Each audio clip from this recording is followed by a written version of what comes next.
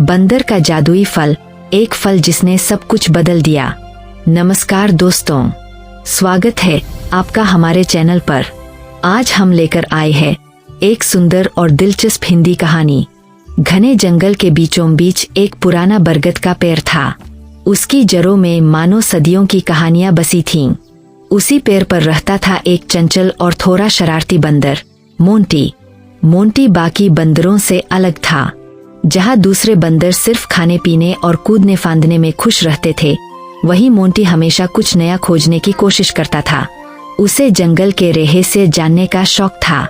कई बार उसकी जिज्ञासा उसे मुसीबत में भी डाल देती थी, लेकिन उसने कभी सीखना बंद नहीं किया।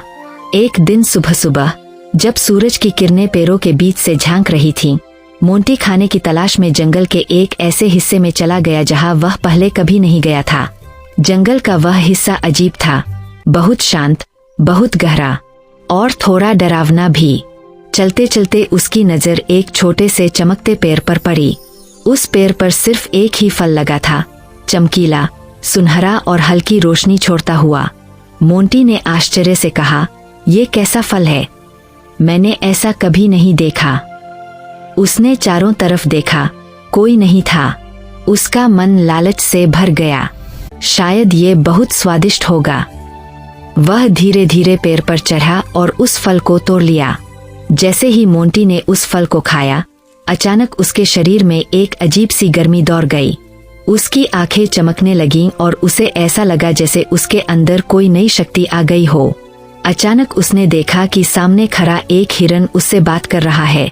ये क्या? मोंटी, तुम ठीक हो? ये एक जादुई पेड़ है। मोंटी चौंक गया। और ये फल? अरे, हाँ, तुम बोल कैसे रहे हो? और मैं तुम्हारी बात समझ कैसे रहा हूँ? इतना चमक रहा है। हिरन मुस्कुराया। हम तो हमेशा बोलते थे, लेकिन तुम समझ नहीं पाते थे। मोंटी को समझ आया, उस फल ने उसे जानवरों की भाषा समझने की शक्ति दे दी थी। अब मोंटी बहुत खुश था। वह हर जानवर की बात समझ सकता था, उनसे बात कर सकता था। धीरे धीरे उसने इस शक्ति का गलत इस्तेमाल शुरू कर दिया। वह दूसरों की बातें सुनकर उनका मजाक उड़ाने लगा। कभी हाथी की चाल का मजाक, कभी कछुए की धीमी गति का। एक दिन उसने खरगोश से कहा, तुम तो बहुत तेज दौड़ते हो, लेकिन दिमाग तो बिल्कुल धीमा है। खरगोश उदास हो गया। मोंटी को मजा आने लगा था। उसे लगने लगा कि वह सबसे खास है। कुछ दिनों बाद जंगल में एक बड़ी समस्या आ गई। पास की नदी का पानी अचानक सूखने लगा। जानवर प्यास से परेशान होने लगे। सभी इकट्ठा हुए और चर्चा करने लगे। हाथी बोला, हमें कोई रास्ता ढूंढना होगा। तभी मोंटी हंसते हुए बोला, तुम लोग क्या करोगे? तुम में से कोई समझदार नहीं है। सब जानवर चुप हो गए। अब कोई भी मोंटी की बात सुनना नहीं चाहता था। लेकिन मोंटी के पास एक खास ताकत थी। वह दूर दूर के जानवरों की बातें भी समझ सकता था। उसे पता चला कि पहाड़ के पीछे एक नया जलस्रोत है। मोंटी के सामने दो रास्ते थे, या तो वह अकेले जाकर पानी पी ले, या सबको बताकर मदद करे। पहली बार उसने थोड़ा सोचा। उसे खरगोश की उदासी, हिरन की चिंता और हाथी की बेबसी याद आई। उसका दिल पिघल गया। वह सबके पास गया और बोला, मुझे माफ कर दो, मैंने गलत किया, लेकिन मुझे पता है पानी कहाँ है। पहले तो किसी ने विश्वास नहीं किया। फिर हाथी बोला, अगर तुम सच कह रहे हो तो हमें रास्ता दिखाओ। मोंटी सबको पहाड़ की तरफ ले गया। रास्ता बहुत कठिन था, कांटे, उबड़ खाबड़ रास्ते और खतरनाक मोड़। कई जानवर थक गए। मोंटी खुद भी थक गया, लेकिन उसने हार नहीं मानी। आखिरकार वे पहाड़ के पीछे पहुंचे और वहां एक बड़ा, साफ जलस्रोत था। सब जानवर खुशी से झूम उठे। हम बच गए। धन्यवाद मोंटी। उस दिन पहली बार मोंटी को असली खुशी महसूस हुई। ना तो मजाक उड़ाने में, ना दूसरों को नीचा दिखाने में, बल्कि किसी की मदद करने में।